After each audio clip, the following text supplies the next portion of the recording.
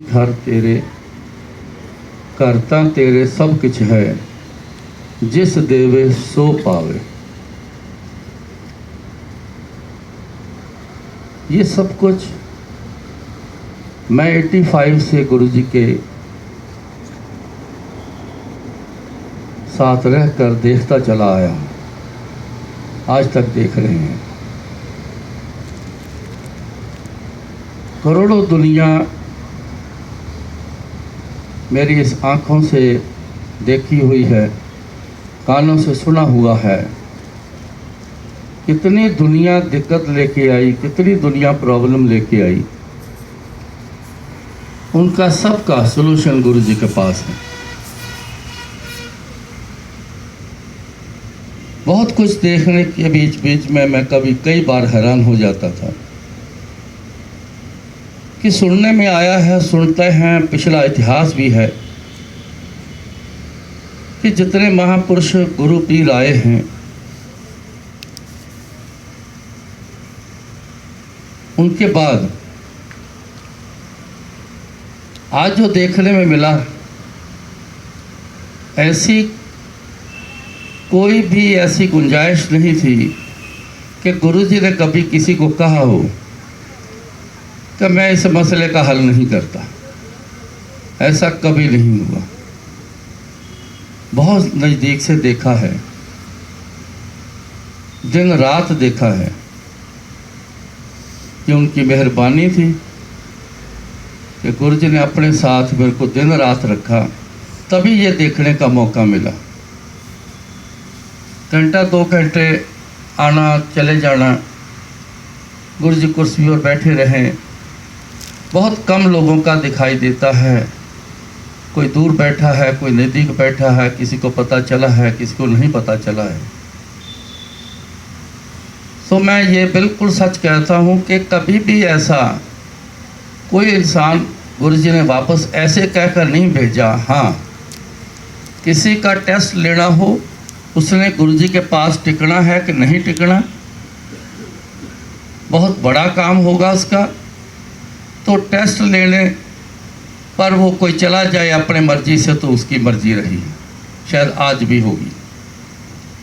मगर गुरु जी से जो टिक गया वो सब कुछ ले गया।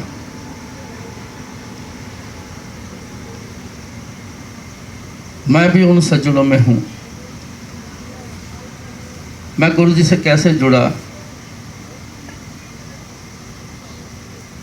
1970 में मेरी आंखों में इन्फ्लामेशन आई। डॉक्टर के पास गए, चेकअप किया तो उन्होंने बताया कि इन्फ्लामेशन इतनी ज़्यादा है, ना तो आई ड्रॉप्स काम करेंगे, ना कोई मेडिसिन खाने की काम करेगी। आंखों में सीधा इंजेक्शन लगाने पड़ेंगे। सो इंजेक्शन का सिलसिला स्टार्ट हो गया।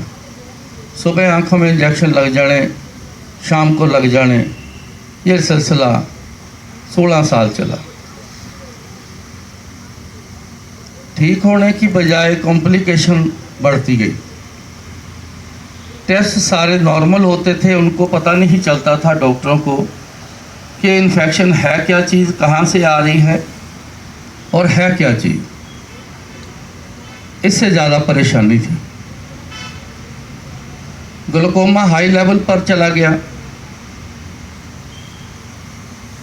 प्यूपल कंजस्टेड होने शुरू हो गए, आखिर में आके पिन पॉइंटेड हो गए, पर्दे बाकी सब खराब।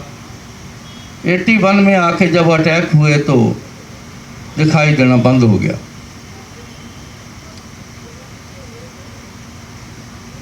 '82 में गुरुजी जलंधर आकर सेटल हुए थे। उनके सिस्टर की शादी करनी थी, वो कपूरथला शादी हुई है उसकी। उस सिलसिले में जलंधर शहर बैंक्वेट हॉल चुना गया, तो शादी के सिलसिले में आए तो गुरुजी वहीं सेटल हो गए।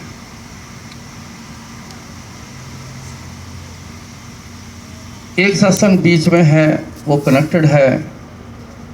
मेरे मास्टर जी इंग्लैंड में रहते थे, वहाँ सेटल थे। उनके हार्ट की बॉडी एक तरफ से श्रिंक कर गई थी, बहुत इलाज किया। डॉक्टर यकूब किसी ने सुना हो तो वो पता है कि सब हार्ट के स्पेशलिस्ट का वो हेड माना जाता है। उससे ट्रीटमेंट हुआ लेकिन जवाब दे दिया। उन्होंने कहा कि जिस एटमॉस्फेयर में आप पैदा हुए हो, एक बार वापस 6 महीने के लिए वहाँ चले जाओ, हो सकता है कि रिकवरी हो जाए। उस लिहाज से वो जलंधर आ गए। आते ही उनको पता चला कि एक नौजवान से लड़के हैं, उनको गुरुजी कहते हैं, बड़े करिश्मे करते हैं। वो वहाँ चले गए गुरुजी के पास। जाते ही गुरुजी ने उनका ट्रीटमेंट किया। ट्रीटमेंट के बड़े तरीके थे गुरुजी के पास। चेस्ट पर पान के पत्ते लगाए और उनको कहा कि जा वापस इंग्लैंड जाके ही चेकअप करवाना है, यहाँ इंडिया में नहीं। तो तुरंत आके मेरे को वापस तो बताओ कि क्या हाल है तुम्हारा। वो गए इंग्लैंड, चेकअप हुआ। हैरान हो गए सारे डॉक्टर कि ऐसा क्या ट्रीटमेंट आपका हुआ है, हमें भी बताओ। फिर उन्होंने कहा कि आपके भी यहाँ संत होते हैं, हमारे भी वहाँ संत हैं, उनकी कृपा से मैं बिल्कुल ठीक हुआ हूँ। उन्होंने रिपोर्ट दे दी 100% ओके। वापस आए, गुरुजी को आके बताया कि गुरुजी देखो रिपोर्ट मेरी, मैं बिल्कुल ठीक हो गया हूँ। तो गुरुजी ने कहा कहते जा फिर मौज कर, 2.5 पैग रोज पिया कर। मेरे को उन्होंने 65 दिन अक्सर कहना कि देख मैं ठीक हुआ हूँ, तो भी गुरुजी के पास जा, तेरी भी आंखें शायद ठीक कर दें। लेकिन मेरा ट्रीटमेंट के साथ साथ मेरे फादर मेरे को कई महापुरुषों के पास लेकर गए, कई बाबों के पास लेकर गए, छोटे बड़े जो किसी ने कहना वहाँ ज़रूर ले जाना कि शायद इस पे किसी की मेहर हो जाए। तो ऐसा ना हुआ तो मैं सोचकर ये कह देता कि सारे बाबे एक जैसे हैं, कुछ करता कोई नहीं, सब पीछे लगा लेते हैं, तो इसलिए मैं उनकी बात को छोड़ देता था। समय चला गया। 85 में मेरे मामा जी के घर गुरुजी ने आना प्रवान किया, क्योंकि उनके भी रेक्टम में कैंसर का होल था। उनका ट्रीटमेंट किया तो उन्होंने शुक्राना के तौर पर गुरुजी को अपने घर इनवाइट किया। तो गुरुजी बोले कहते तेरे घर जरूर आऊँगा, अपने उस भाणजे नूं बुला जिहदी आँखां खराब। मेरे को बुलावा आया दोपहर को। शाम को 7 बजे के करीब मैंने अपनी आंटी से पूछा क्या करना है। उसने बोला कि देख लो जैसे आपकी इच्छा। थोड़ी देर में मेरा मन बन गया, हम गुरुजी के पास उनके घर चले गए। वॉकिंग डिस्टेंस था। मेरा हाथ पकड़ा हुआ आंटी ने तो धीरे से मेरे को बोली कि आगे नीचे गुरुजी बैठे हैं, तो यहाँ माथा टेक लो। मेरे को नहीं पता था कोई कहाँ बैठा है। मैं जैसे खड़ा था, जिस पोजीशन में खड़ा था, मैंने नीचे माथा टेका और वहाँ पर बैठ गया। तो गुरुजी ने 3 सवाल आंटी से पूछे। अब गुरुजी ने अपने शनाख्त दी है कि मैं बहुत कुछ जानता हूँ। पहला सवाल आंटी से किया, बोले कि 2 दिन हुए पेकियाँ तो होके आई हैं, मतलब 2 दिन हुए मायके से होके आई है। इसने बोला कि हाँ जी। 5 सूट लेके आई हैं, 3 प्लेन हैं, 2 प्रिंट हैं। इसने याद करके बोला कि हाँ जी। एक छोटा सा पर्स तेरे हाथ में था, तू वापस घर रख के आई है। उसने बोला कि हाँ जी। जाके करने 382 रुपये ਉਹਦੇ ਵਿੱਚ। फिर मेरे से पूछा की होया तेरियां अखां नूं। अब ये जो सवाल थे जो गुरुजी ने पूछा, उससे तो साफ स्पष्ट होता है कि गुरुजी सब कुछ जानते हैं, इतना कुछ जानते हैं कि पर्स में, छोटा सा पर्स है, उसमें पैसे कितने हैं। तो मैंने कह दिया, क्योंकि सिलसिला शुरू करने के लिए गुरुजी बोलते थे। तो मैंने कहा जी इन्फ्लेमेशन है, ग्लूकोमा हाई लेवल पर है, आयराइटिस ब्रोंकाइटिस है, प्यूपल पिन पॉइंटेड है, पर्दे सब खराब हैं, गुरुजी दिखाई नहीं देता। तो गुरुजी बोले लेट जा, मेरे वाल सिर करके लेट जा। किसी ने गाइड किया, मेरे को लिटा दिया, तो किसी को बोला कि 1 गिलास पानी और चम्मच लेके आओ। उस चम्मच से पानी को मेरी आंखों में डालते रहे, कभी हाथ से आंख को कुछ करते हैं, कभी चम्मच से आई बॉल प्रेस करते हैं। कुछ देर तक ऐसा ही सिलसिला चलता रहा। फिर गुरुजी बोले कि माचिस लेके आओ। माचिस आई, माचिस जला के उससे हीट आंखों को दी, चम्मच को माचिस जला के गर्म करके वो गर्म चम्मच मेरी आंखों को लगाते रहे। फिर गुरुजी ने बोला कि सुई लेके आओ। जब सुई का बोला तो मैं घबरा गया। मैं कहा उठ जाओ, कहीं आंख में सुई ना मार दें, क्योंकि इन्फ्लामेशन में बहुत छोटी से छोटी इंजरी भी जो है वो बहुत जल्दी पस ले लेती है। मैंने उठने की कोशिश की लेकिन उठा न गया। इतने में सुई भी आ गई, तो आंखें खोली तो सुई मारना शुरू कर दी। आंटी ने मेरे को बताया था, आंटी पास बैठी थी मेरी, कि सुई भी मारते थे और सुई मार के उसको ऐसे गोल घुमा देते थे। मैंने कहा हद हो गई, मैं टेक्निकल आदमी हूँ, किसी पेपर में सुई मारो, उसको घुमा दो तो पीस ही कट जाता है, ये क्या कह रही है? उसने बोला कि मैं बिल्कुल आपके पास ही बैठी थी, मैं सब कुछ जो देखा मैं वो बता रही हूँ। गुरुजी ने कुछ देर बाद मेरे को बोला था, काफ़ी देर बाद, कुछ महीनों बाद ऐसे बात चल रही थी, तो गुरुजी ने कहा, कहते वो जड़ियाँ तेरे सूइयाँ मारियाँ सी, तेरे कर्मां दे विच जिन्ने इंजैक्शन रह गए सी, मैं वो पहला पूरे कीते सी, फिर तेरा कल्याण कीता सी। खैर मेरी आंखों में सुई मारने के बाद गुरुजी ने अपनी उंगलियों में सुई मारी, सारी उंगलियों में, अपना ब्लड निकाला और मेरी आंखों में डाल दी। तो गुरुजी बोले, कहते उठ जा, तेरा कल्याण कर देता। मैं उठ के बैठ गया। मेरे को ऐसे फील हो रहा था कि आंखें इतनी सी मोटी मोटी हो गई। नेगेटिव ख्याल मन में, ये तो सब गड़बड़ हो गई, मेरे को नहीं आना चाहिए था, मैं तो बहुत बड़ी गलती कर गया, अब मैं इस प्रॉब्लम को लेके घूमता फिरूंगा। ऐसा अभी सोच ही रहा था तो इतने में आँख खुलनी शुरू हो गई। जब आँख खुली तो धुंधलापन पड़ा था बहुत ज़्यादा,